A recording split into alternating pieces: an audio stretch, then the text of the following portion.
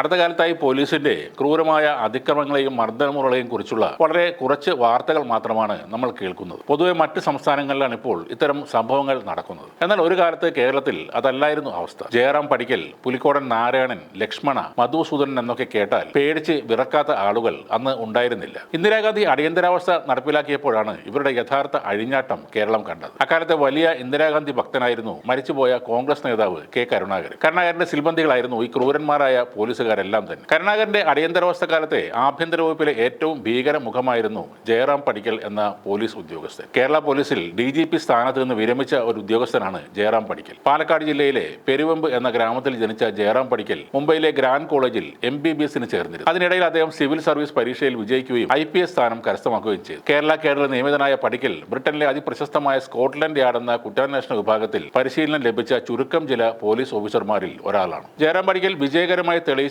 പ്രമാദമായ കേസുകളാണ് corporation case, Rajani case എന്നിവ. എന്നാൽ ഈ കേസ് തെളിയിച്ചൊന്നുമല്ല അദ്ദേഹം അറിയപ്പെടാൻ കാരണം. അദ്ദേഹം കുപ്രസിദ്ധി ആർജിച്ചത് ഇന്ദിരാഗാന്ധിയുടെ അടിയന്തരാവസ്ഥ കാലഘട്ടത്തിലാണ്. കേരള പോലീസ് ക്രൈംബ്രാഞ്ച് വിഭാഗം DIG ആയിരുന്നു ആ സമയത്ത് ജയറാം പടിക്കൽ. അടിയന്തരാവസ്ഥക്കെതിരെയുള്ള എതിർപ്പുകൾ എല്ലാം അമർച്ച ചെയ്യുക എന്ന ഉത്തരവാദിത്വം അക്കാലത്തെ ആഭ്യന്തര വകുപ്പ് മന്ത്രിയായിരുന്ന കെ കരുണാകരൻ ഏർപ്പാടാക്കിയത് ജയറാം പടിക്കലിനെയായിരുന്നു. ഇതിനായി നിരവധി മർദ്ദന ക്യാമ്പുകൾ ജയറാം പടിക്കൽ സ്ഥാപിച്ചിരുന്നു. ഔദ്യോഗികമായി അതൊന്നും ഒരു രേഖകളിലും ഉണ്ടായിരുന്നുമില്ല. പഴയ കോഴിക്കോട് REC കോളേജിൽ വിദ്യാർത്ഥിനിയായിരുന്ന രാജൻ കക്കയത്തെ ക്യാമ്പിലെ ക്രൂരമായ മർദ്ദനത്തെ തുടർന്നാണ് കൊല്ലപ്പെട്ടത്. പ്രാകൃതമായ മർദ്ദനമുറകൾ നടപ്പിലാക്കുന്ന ഈ പോലീസ് ക്യാമ്പുകൾ വ്യാപകമായ വിമർശനത്തിനും വഴിയൊരുക്കി. ജയറാം പടിക്കലിന്റെ ബുദ്ധിയായിരുന്നു നക്സലൈറ്റ് പ്രസ്ഥാനത്തിൽ ധാരാളം രഹസ്യ പോലീസുകാരെ കടത്തിവിടുക എന്നത്. അദ്ദേഹം തന്നെ പിന്നീട് ഇത് തുറന്നു പറഞ്ഞിരുന്നു. ഒരുപാട് നക്സൽ ഓപ്പറേഷനുകൾ പരാജയപ്പെടുത്തിയതും അങ്ങനെയാണ്. കായണ്ണ പോലീസ് സ്റ്റേഷൻ ആക്രമണം അന്വേഷണത്തിന്റെ ഭാഗമായി വിദ്യാർത്ഥിയായ രാജനെ പോലീസ് കസ്റ്റഡിയിലെടുത്തിരുന്നു. അയാളെ ചോദ്യം ചെയ്യാനായി കക്കയം ഡാമിൽ പ്രവർത്തിച്ചിരുന്ന ഒരു ക്യാമ്പിലേക്കാണ് കൊണ്ടുപോയത്. അവിടെ വെച്ച് നടന്ന കഠിനമായ മർദ്ദനത്തെ തുടർന്ന് രാജൻ മരിച്ചുപോയി. നക്സലൈറ്റ് അനുഭാവിയായിരുന്ന രാജന്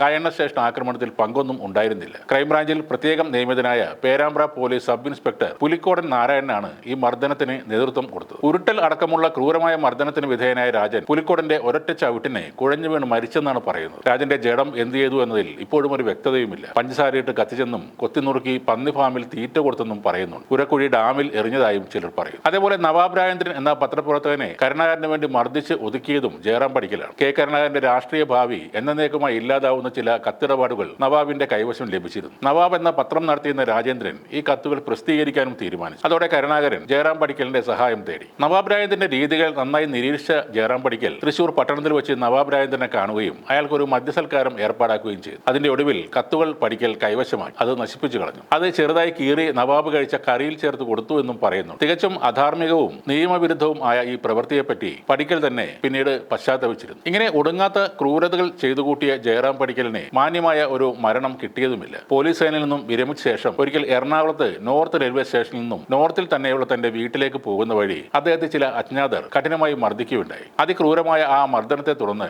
രോഗബാധിതനായ ജയറാം പടിക്കൽ 1997 അന്തരിച്ചു. പുലിക്കോടൻ നാരായണൻ പിന്നീട് ഭക്തിമാർഗത്തിലേക്ക് തിരിയുകയായിരുന്നു.